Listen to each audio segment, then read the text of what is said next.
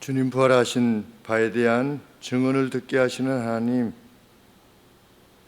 말씀의 세계 속으로 가게 하여 주시고 2000년 전으로 저희들이 향하여 가게 하여 주옵소서.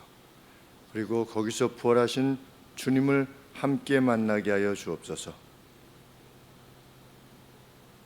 부활의 확신으로 인한 즐거움과 기쁨만이 저희 생애를 지배할 수 있도록 하나님 도와주옵소서. 예수님의 이름으로 기도합니다. 아멘. 151장 찬송합니다.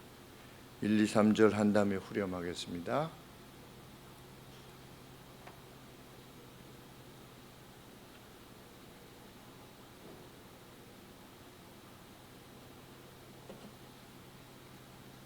(151장입니다)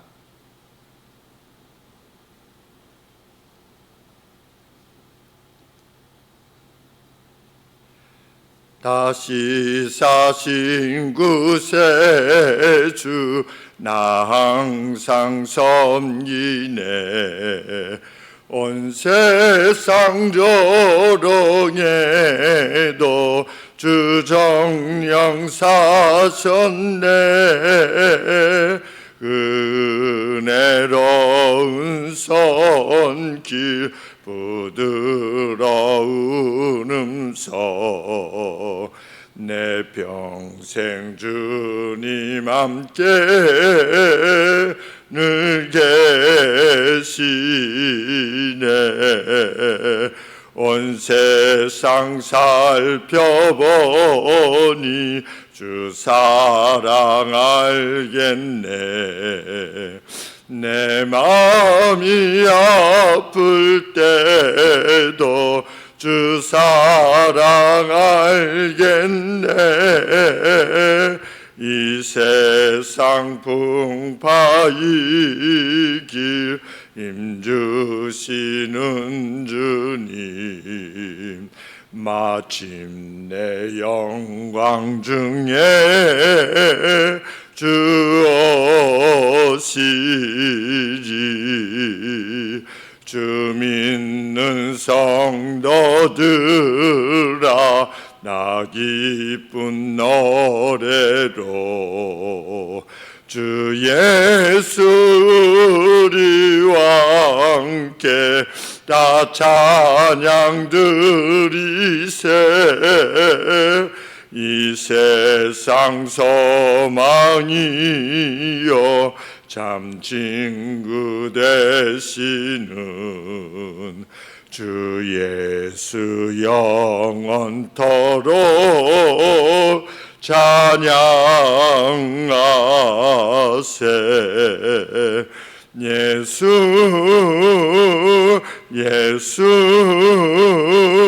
늘 살아계소서.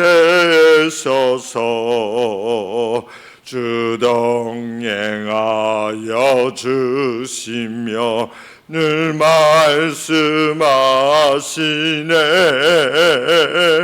예수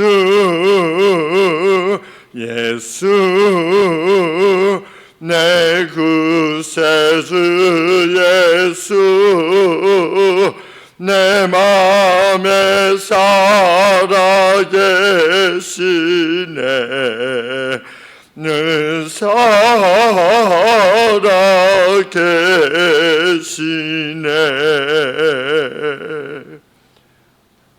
누가복음 24장 13절부터 봉독하겠습니다.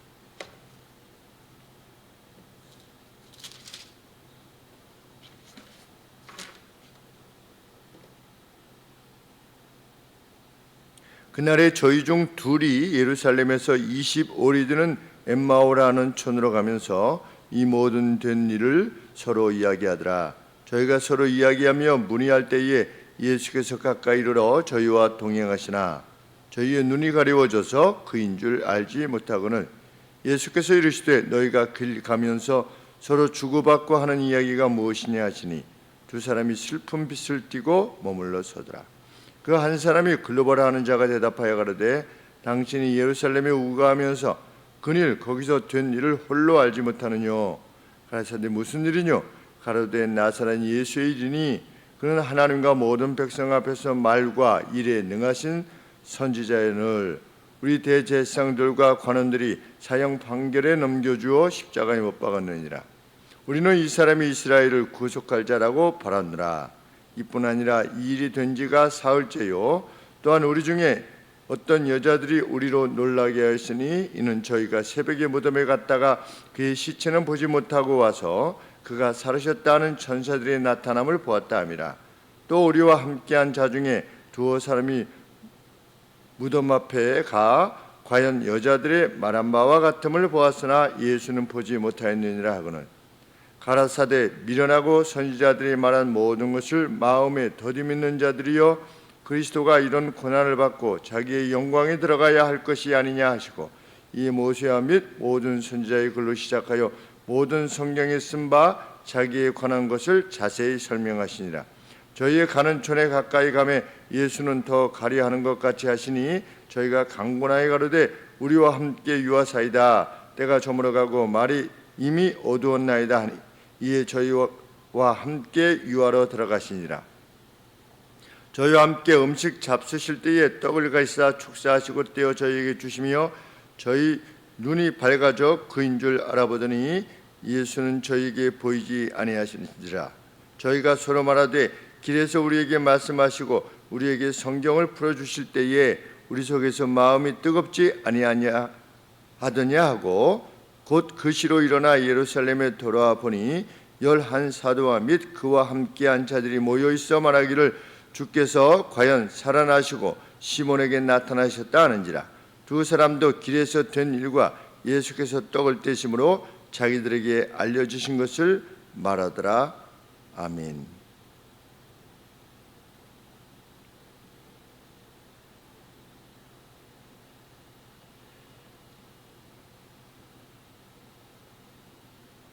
누가는 데오빌로 각화에게 지금 예수님의 부활에 대해서 증언하겠노라 라고 언급을 하면서 말을 시작했지요. 그런데 13절에도 보십시오 라고 하는 말이 있습니다. 보십시오. 그런데 우리 성경에는 그 감탄문은 없습니다. 놀라운 기쁨으로 데오빌로 각하여 이 증언을 당신에게 지금 하고자 합니다. 누가가 그러면서 또 다른 내용을 증언하는 거지요. 앞서서 여자들이 빈 무덤을 보았다라고 하는 내용을 기술하고 또 다른 내용은 무엇이었느냐? 12제자에 속하지 않은 제자 둘이 주께서 부활하신 날에 그날에 같은 날입니다. 예수님이 부활하신 날에 지금 이 사건이 일어났다는 겁니다. 예루살렘에서 7마일 정도 떨어진 엠마오라 이름하는 마을을 향하고 있었습니다. 그들은 베드로로부터 주님의 시신이 없어졌다는 소식을 듣고 의아해하며 말하고 있었습니다.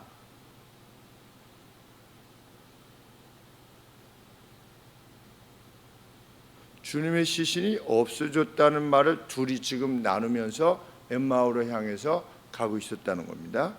그러던 가운데 그 누가 그들과 길을 함께 하였다. 예수님이죠.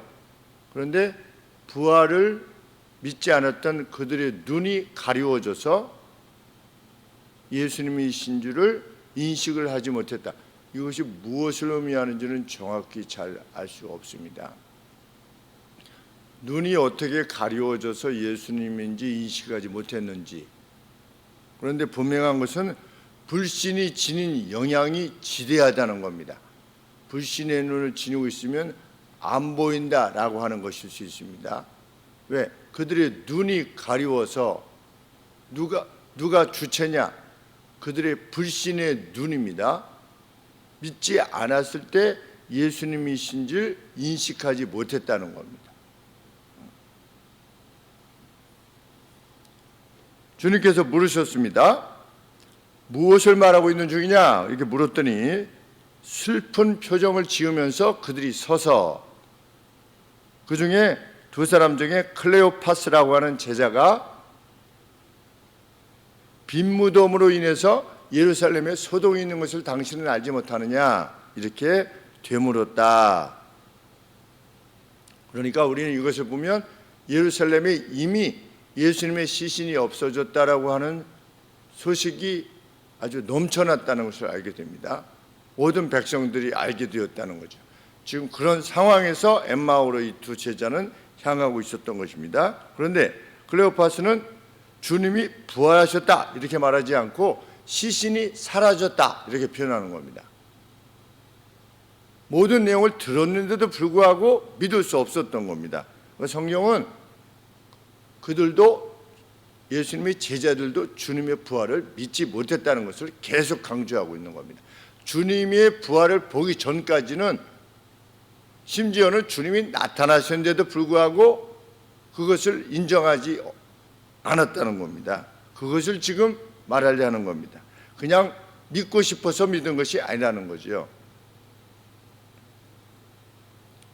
계속해서 설명합니다. 예수님을 설명하는 거죠.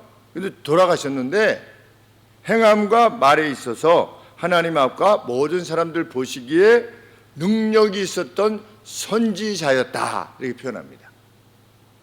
예수님을 세례 요한급으로 본 겁니다. 예수님을 높이긴 했는데 부활은 믿을 수 없었다는 겁니다. 그래서 예수님이 대제사장들과 관원들의 손에 넘겨져서 죽음의 판결에 넘겨져서 십자가에 못 박아 죽었다. 부활하셨다는 말은 결코 말하지 않습니다. 부활하셨는지 모르겠다 이렇게 말하지도 않습니다. 돌아가셨다만 말합니다. 세례 요한 같았다, 돌아가셨다, 안타깝게도 돌아가셨다. 그러면서 자신들은 그 예수님을 누구라고 소망했었다? 이스라엘을 구하실 분이라고 소망했었다. 소망하고 있다가 아니라 소망했었다. 그런데 돌아가셨다. 그런데 시신이 없어졌다. 기이한 일이기는 하는데 시신이 없어졌긴 했지만 못 믿는다는 겁니다. 그리고 벌써 며칠이 지났다, 3일이 지났다, 돌아가신 지 벌써 3일이 지났는데 부활하신 주님을 만나지 못했다 이것입니다.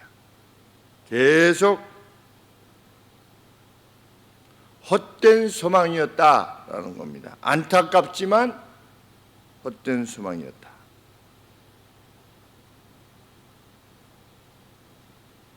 베드로가 증언했지요.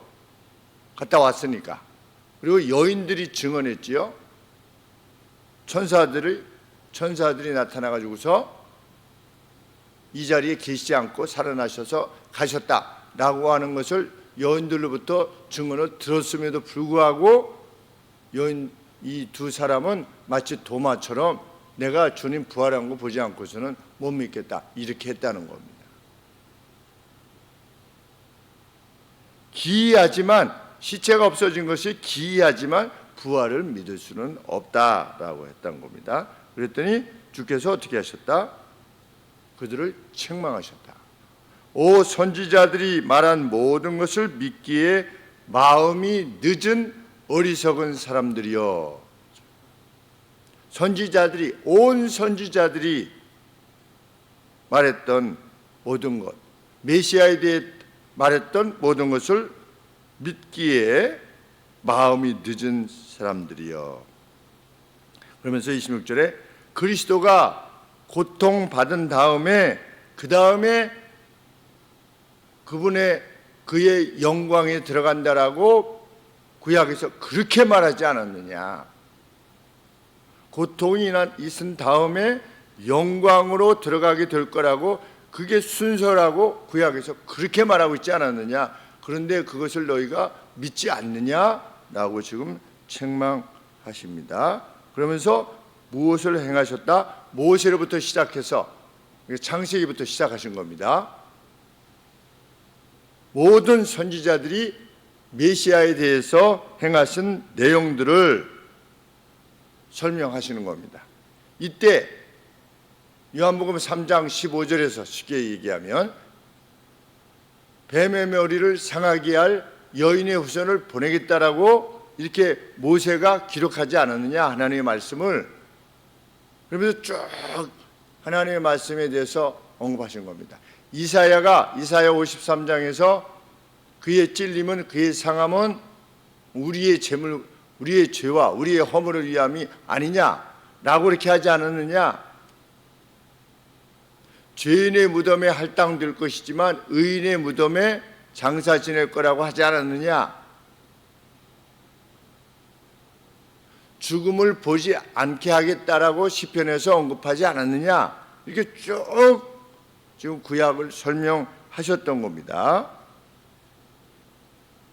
우리는 예수님의 이 같은 말씀을 통해서 무엇을 마음에 둬야 되냐면, 구약에서 예수님에 대해서, 메시아에 대해서 언급한 내용들에 대한 이해가 분명하지 않으면 예수님을 예수님으로서 받아들일 수가 없게 된다는 겁니다. 그들도 구약의 전체에 대한 이 내용을 믿지 않았기 때문에 그 내용을 다 알고 있었겠지요. 그런데도 불구하고 믿지 않았기 때문에 그렇게 된 건데, 예수님이 다시 한번 리마인드 시키는 거죠. 이렇게 하지 않았냐, 이렇게 하지 않았느냐, 그러니까 이제 부활할 거 아니냐라고 이렇게 설명하셨는데, 오늘도 우리가 믿음을 바로잡기 위해서는 구약에서 어떻게 설명되고 있는가에 대한 이해를 선명하게 지니지 않고서는 그 누구도 바른 믿음 가운데 거할 수가 없다라고 하는 걸 알게 됩니다.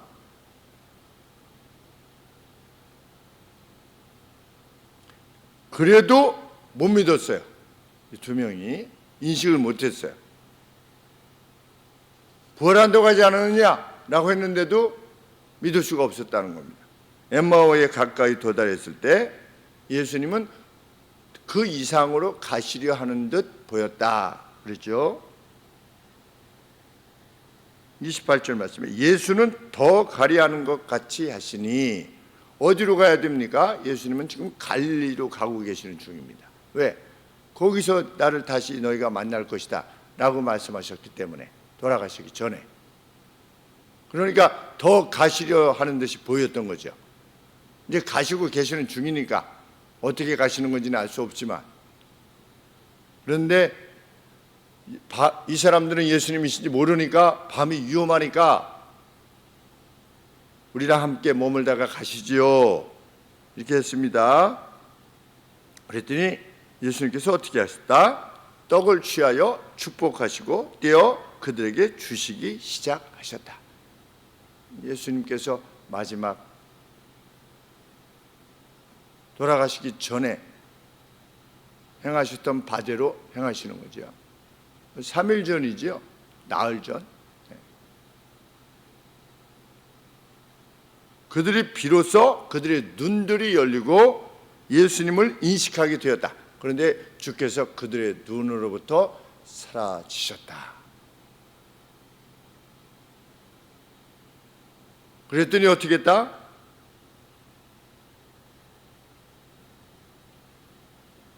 (32절에) 저희가 서로 말하되 길에서 우리에게 말씀을 풀어 설명해 주실 때 너도 마음이 뜨거웠었냐? 너 뜨거웠었지? 나도 뜨거웠었어. 그랬었지? 이게 그것을 공유한 겁니다.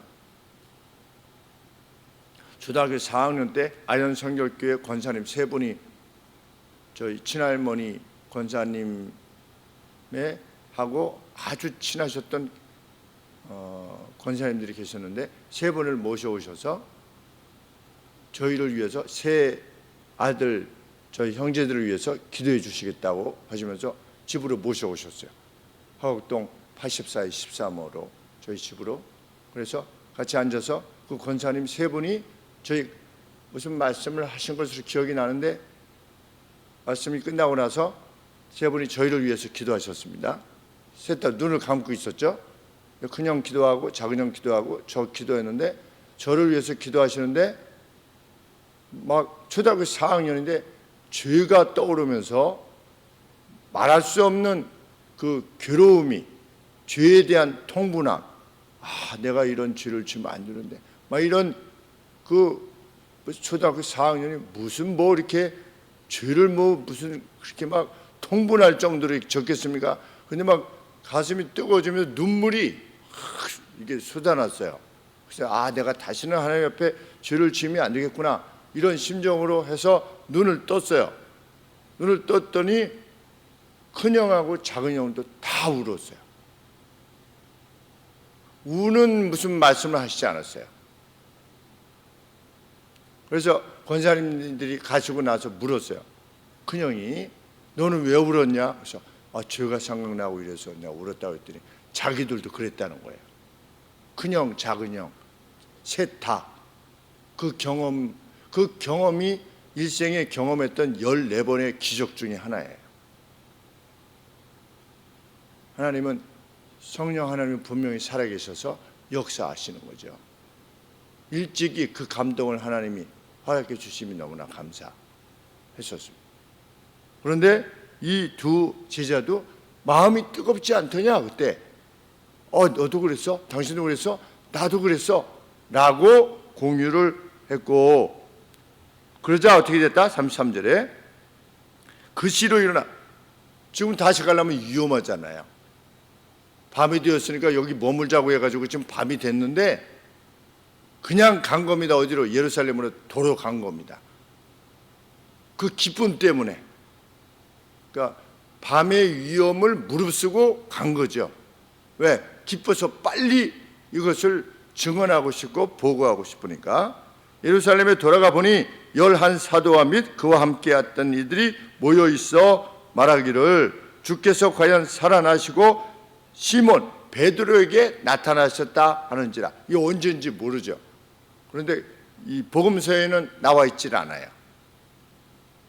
예수님께서 베드로에게 이렇게 따로 처음 나타나셨다고 하는 것이 선명하지가 않습니다. 그런데 사도 바울도 고린도전서 15장에서 부활에 대해서 언급하실 때 베드로에게 나타나시고를 제일 먼저 언급하십니다. 그런 거 보면 베드로에게 한번 나타나신 겁니다. 갔더니 이들도 그렇게 말을 하고 있는 겁니다. 그렇다면 이후에 예수님께서 요한아 내가 나를 베드로야 내가 나를 사랑하지 이렇게 말씀하셨던 그 상황하고 그 전에 이미 어떤 상황이 있었다는 것을 알게 하는 대목입니다. 그러니까 제자들과 같이 있을 때 나타나는 거죠. 이 베드로야 내가 나를 사랑하지 라고 하셨을 때는, 근데 그 전에 이미 예수님께서 베드로에게 나타나셨다라고 하는 것을 베드로가 나머지 10명의 제자들에게 말을 했던 거죠. 이미 이 내용을 보면 34절에 말하기를 누가 말하는 거냐? 11 사도와 및 그와 함께한 자들이 모여 있어서 말을 하고 있었던 겁니다. 베드로에게 나타나셨대. 이렇게 주께서 과연 살아나시고 시몬에게 나타나셨다라고 말하고 있는 중이었다. 이렇게 모여 있을 때 그때 들어가서 두 사람도 증언을 한 겁니다. 우리도 보았습니다. 베드로 당신도 보았군요.